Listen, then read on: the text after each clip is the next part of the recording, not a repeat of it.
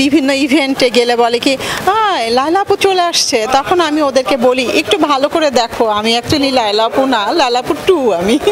ঠিক আছে, এইভাবে বলি না। এই ছোট ছোট ছেলেদের সাথে আসলে এই ভালোবাসার সম্পর্কগুলো এগুলো আমি মেনে নিতে পারি না। ঠিক আছে, বিষয়টা হচ্ছে আমি জানি যতটুকু আপনি টিকটকে অনেক সেলিব্রিটি বা টিকটকে আপনাকে অনেক চিনে জানেন। হ্যাঁ, আসলে একটা সময় না একটা ডিপ্রেশনের জায়গা থেকে আমি টিকটকটা করেছিলাম, পরে দেখলাম বেশ ভাইরাল হয়ে গেছি। এখন আসলে অ্যাকচুয়ালি ফ্যামিলি খুব একটা সাপোর্ট দেয় না, হ্যাঁ, এই জন্য আপাতত অফ রাখছি, মানে আইডিটা প্রাইভেট করে রাখছি টোটালি। এটা করেন ফাঁকে ফাঁকে কিন্তু প্রাইভেট করি, অলওয়েজ চালায় যাচ্ছি, ওটা আমার একটা হবি। ঠিক আছে, এক একটা মানুষ আছে না, তার এক একটা জায়গা থেকে তার ভালো লাগে।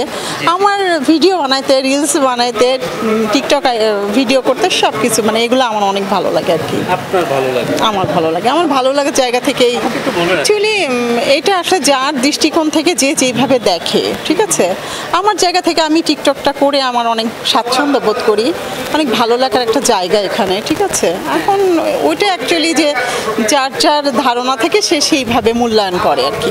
ঠিক আছে, আবার একটু বিষয় যাব, আপনি দেখতে হুবহু লায়লার মতো, এরকম কি কেউ বলেছে যে লায়লার মতো? এরকম আমাকে বহু জায়গাতে বহুজন শপিং মল বিভিন্ন ইভেন্টে গেলে বলে কি লায়লা আপু চলে আসছে, তখন আমি ওদেরকে বলি একটু ভালো করে দেখো আমি অ্যাকচুয়ালি লায়লা আপু না, লায়লা আপু 2 আমি। ঠিক আছে, এইভাবে বলি। হ্যাঁ, অনেক সময় বিশেষ করে অনেক শপিং মলে বিভিন্ন স্পটে ঘুরতে গিয়ে আমি তো এখন আজকে যেমন আমি অফিস থেকে চলে আসছি, ঠিক আছে, সো ন্যাচারাল গেট আপে যখন আমি একটু সেরকম হাই লুক দেই তখন তো সবাই বলে এই লায়লা আপু আসছে, লায়লা আপু। এটা আমি ভালো ফিল করি, আমার কি বলবো, একটা খুব মজার একটা ফিল হয়। ঠিক আছে, লায়লা আপু তো এমনি সুগার মাম্মি অনেকে বলে, আপনি কি sugar mummy? No no no, আমাকে দেখে কি সুগার মাম্মি মনে হচ্ছে? আমি জানি না, ওটা আপনিই বলেন, আপনার উপরে দায়িত্বই দিলাম যে অ্যাকচুয়ালি আমি কি। আমি ব্যক্তি লায়লাকে খুব পছন্দ করি, কিন্তু ওনার যেসব অ্যাক্টিভিটিস এগুলো আমি সাপোর্ট দেই না। না না, লাগে না কেন লায়লা? না, এই ছোট ছোট ছেলেদের সাথে আসলে এই ভালোবাসার সম্পর্কগুলো এগুলো আমি মেনে নিতে পারি না। ঠিক আছে, আমার মনে হয় যার যেমন এজ সেই অনুযায়ী বা তার থেকে একটু বড় কেউ হলে সেখানে জমে একেবারে ক্ষীর হয়ে যায়। ওই ছোটো ছোটো বাচ্চাদের সাথে অ্যাকচুয়ালি কীরকম প্রেম হয় আমার জানা নাই।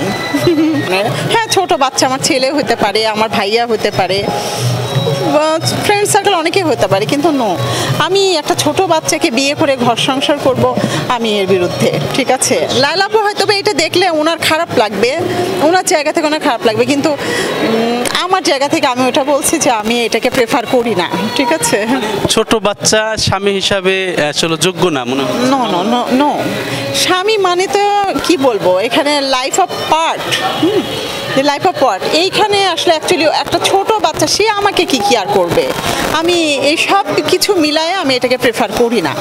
ছেলে তো অবশ্যই সুন্দর হতে হবে, ড্যাশিং, হ্যান্ডসাম, এগুলো, আর সে অবভিয়াসলি আমার থেকে বড় হতে হবে বা সেম এজের হলেও কোনো প্রবলেম নাই।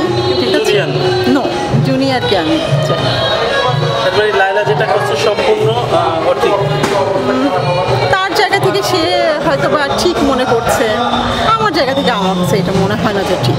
ঠিক আছে, জোর করে কি ভালোবাসা হয় নাকি? লায়লা আপনাকে জোর করে ভালোবাসা?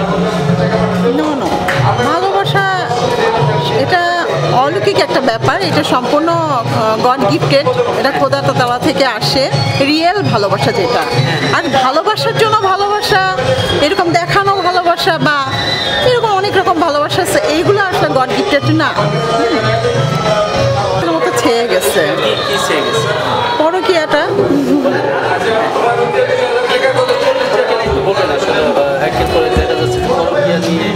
খুবই মানুষ বিগত ভিতর আছে, আপনি কি বলবেন? আমি এই জায়গায় আসলে মানে চুপ, অ্যাকচুয়ালি এক্সপ্লেন করার মতো আমি বুঝতে পারছি না। আসলে এটা যার যার ভালো লাগার বিষয়। ঠিক আছে।